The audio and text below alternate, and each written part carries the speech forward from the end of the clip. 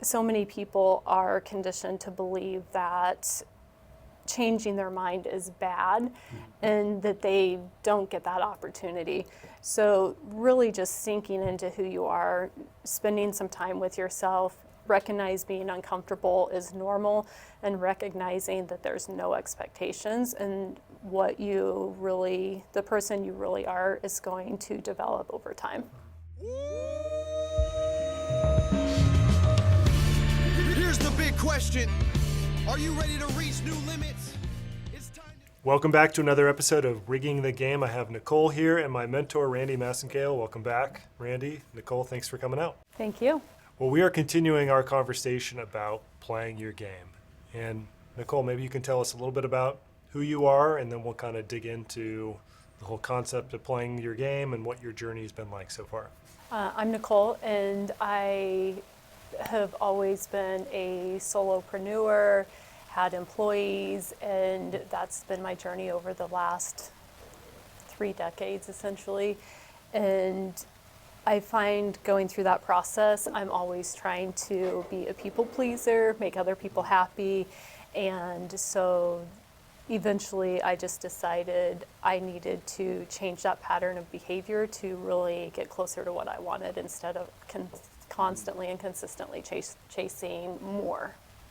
Well, that certainly resonates with me. I often refer to myself as a recovering people pleaser, and then my wife, if she's around, is like shocked. Like, you haven't pleased me a day in my... So, but it resonates with me. And the challenge, I don't know if you've experienced this, is that when you're trying to please others, then you never feel pleased. Absolutely. So what was your experience with that?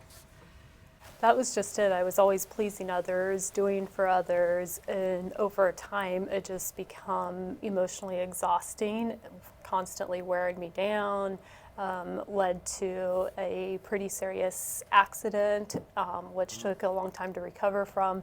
And it was really at that point that I knew that I had to figure out how to change that pattern of behavior to really make the difference that I want to make in this world by helping others. I'm glad you were able to recover from the accident. Sorry that happened.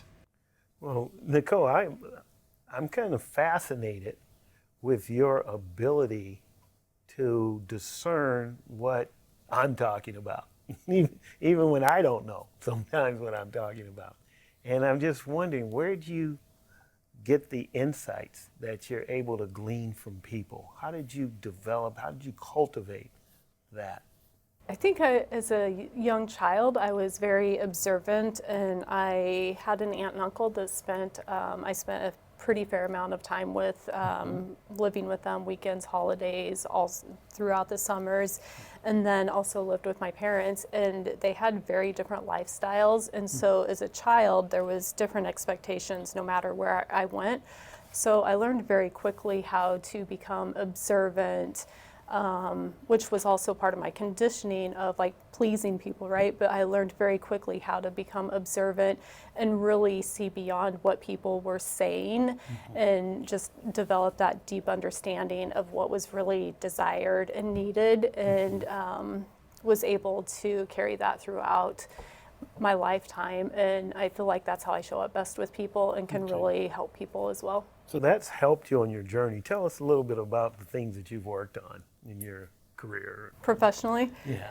Yeah, so the very first little, and I say little intentionally, but solopreneur job I did was my uncle built houses and did remodel projects. And he was roofing a house, and I was probably like 4 years old maybe. And he's like, I'll give you a penny for every nail you pick up off of the ground. I'm like, yes. So, like I spent the whole day picking up nails, and I would say that was really part of my journey of getting started into business, so to speak, right? And then that process just continued, and by the time I was 23, I opened my first hair salon and day spa, had employees, massage, property management through the short-term rental world. So I've done a lot of cross-domain stuff because I recognized pretty early on all of that stuff has a lot of similarity, and you just really had to find how those pieces of the puzzle fit together. Okay. Yeah, so you just covered several different domains. hair salon, massage, I think I heard, property management. What are the things that you're doing now? So now I am actually helping people discover who they are through removing their own suffering and getting them to understand who they are within instead of always looking for that external acceptance and approval. And then once they start to discover that, just helping them to really see how to get closer to what they want. Because I've seen in people, they don't really understand what they want. It's more of a discovery process, an inward journey. And sometimes that feels very difficult and lonely. And if you just have somebody there to support you, to truly listen to you and dig in and understand where you're coming from, it's really easy to kind of show them what's needed from them, because as we all know, it's really difficult to read the label from the inside the bottle. So to help them see that for themselves is really powerful. And then just to set them on their journey, and then, like when they hit the little roadblocks, it's like, okay, so are you trying to do more? Are you actually trying to get closer? And of course, I break that down in a more extensive way for them to help them microstep. But essentially, that's the process. Okay. And what made you kind of shift into that? Because I'm assuming it's related to you playing your game. So I'd love to just kind of hear the transition from the career paths you were on to what you're doing now. Yeah, I was always chasing more with the other career paths. Even as early as like junior high, high school age, it was people coming to me, sitting, like at the park or in somebody's car for hours upon end, asking, them asking for like, what do you think about this? How do I do this? And so it was just a skill set that I recognized I had early on. I just didn't really know what to do with that. And so all of these other businesses were an attempt to help people just from a different perspective. And when I really figured out that's what I was trying to do and could strip all of that away, it was really easy to step into the process of actually helping people from from their soul's level at the core of who they are, and really get them to make transformational changes. And how would you say that all kind of intertwines with your game itself? I've personally gone through my own journey on a physical and emotional healing level with various things. And so I personally believe that if you have to be able to follow your own journey before you can help somebody else follow their journey. And so that's how the two worlds came together, is really digging in and understanding who I was first and filling my own cup first, so I had something to give to others. Randy, I know you got some thoughts on that one. Well, I was just looking at, we talked before the show about your family, okay, and your children. What kinds of things were you trying to teach them as they were going through and having growing pains and things like that? That's a loaded question, Randy. Okay. Well, I'm trying. I got my kids. I'm still trying to teach. Yeah, so my oldest daughter was relatively easy. She was always just a super compliant child. Again, another people pleaser. She's still very much so a people pleaser. And my youngest daughter was adopted, and so she came into my life with a whole host of emotional issues at a very young age. And so parenting was very tricky. It's tricky anyway, and you can't treat all the kids the same, but it was even more tricky because she almost had special emotional needs, and that child triggered me every day of my life. And so a lot of my growth really came through seeing her in a different light and understanding that her needs were completely different than my oldest daughter's needs. So it was interesting to try to balance when really it wasn't about balancing at all. It was about learning to meet each child at each of their individual points of need. And so that was an interesting journey. Oh, that's actually really good to be able to actually discern that and then operationalize it, to put it to practice. That's unique. And so you must have done some self-work A lot of self-work. Okay. Yes, a lot of self-work through I, that I won't process. get into it. The that's show fine. might not be long enough, but I think that it's reflective in the kinds of answers that you have. And anytime that I've been lecturing and I've asked the group, what do you think I mean by that? You've been the only person who's consistently gotten it. And so I thought, gosh, something has triggered her in life to be more sensitive to what people are saying. Yes. So I won't go into what that might be, but at the same time, I appreciate that. Yeah, thank you. Okay. Are there any sort of overarching words of wisdom that you'd want to share with people about either your approach or just in general the path of trying to figure out and then ultimately play your game?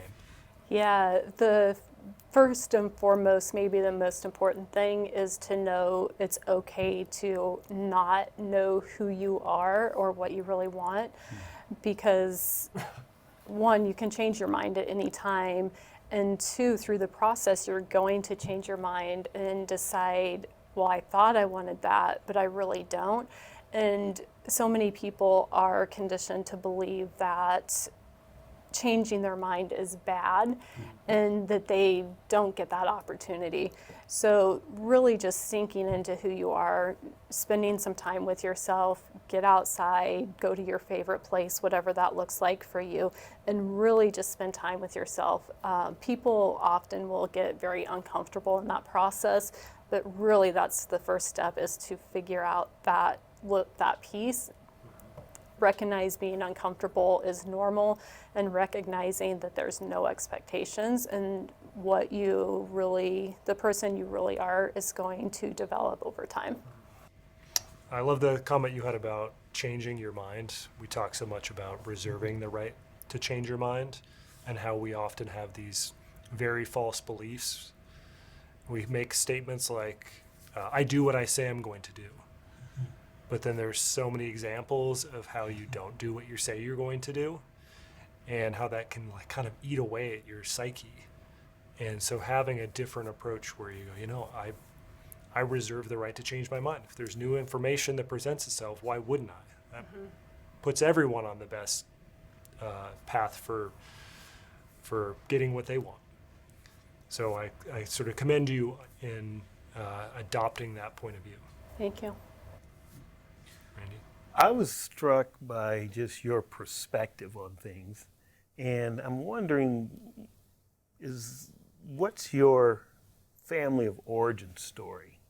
Where'd you grow up? How many siblings did you have? And those kinds of things. I grew up in central Nebraska, Okay. very rural farming type communities. I have one sister that's younger than I am, and so we grew up together. And then when I was approximately 16 years old, I figured out I also had a half brother that was portrayed as a family member, but not my brother. And so that was my family of origin. And family secrets, that always happens. And so that kind of led me down a little different path of like, well, who am I? And who is my family? And what does this mean? And always having to kind of take the time to figure things out from an intellectual level was important to me. And somehow that played into my own identity. Okay. That later I learned that was just all conditioning. I always say mother, father, teacher, preacher, and all that was just conditioning from the people in my life. And when I really started to strip all of that away, it was easier to recognize and see who I was at a core level. Okay. So you've done a lot of work on yourself. I absolutely have. All right. It shows, and we appreciate having you here. Thank you. I appreciate being here. Any final words, Randy? I just want to say that it's very tough to play your game. It turns you inside out, and that's why most people don't do it. They can do it for a little while, but can you sustain it? But once you sustain it, okay, then you have the opportunity to affect others' lives as well as your own. And I can see that you're well on your path to doing that. So I appreciate having you here. Thank you. I appreciate that. And I would just add to wrap things up that Randy always says, go to school on our tuition. And clearly, you've paid a fair amount of tuition and then some on your personal journey. And so I just invite other people to reach out and connect with you, Nicole, so that you can go to school on Nicole's tuition. Thank you very much. Here's the big question. Are you ready to reach new limits? It's time to change your family tree and redefine industry. Enough with all the cliche cookie cutter recommendations about finance, business, and life. You found the podcast to give you the tips you need to create the unconventional lifestyle and outcomes you've always wanted. It's time to build your own systems and play your own game. You're tapped in with the one and only Dan Nicholson, and this is Rigging the Game Podcast.